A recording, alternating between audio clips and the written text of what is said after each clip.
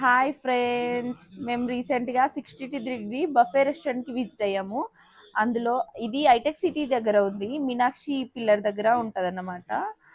ఇక్కడ ఉన్న food items అన్ని ప్రైస్ డీటెయిల్స్ ఎవ్రీథింగ్ మీతో నేను షేర్ చేసుకోవాలనుకుంటున్నాను. ఈ బఫే రెస్టారెంట్కి మేము వెజ్ సెలెక్ట్ చేసుకున్నాము. వెజ్ అయితే 1200 అండ్ నాన్ వెజ్ అయితే 1300 ఛార్జ్ చేస్తారు వాళ్ళు.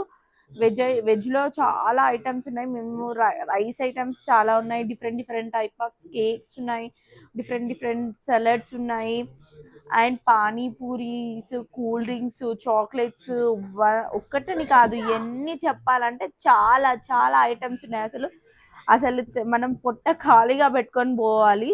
కానీ ఒక్క పర్సన్కి 1200 అది వర్త్ కాదో అయితే వర్త్ కాదని నాకు అనిపించింది. ఎందుకంటే 1200 వర్త్ చేసే ఐటమ్స్ మనం తినలేము.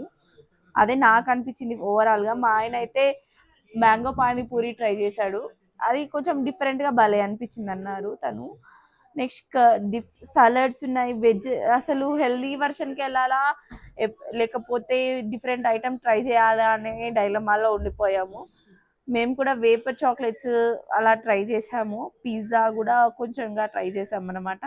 Shri that's it guys, this is the review. ఈ వీడియో మీకు నచ్చినట్లయితే లైక్, షేర్, సబ్స్క్రైబ్.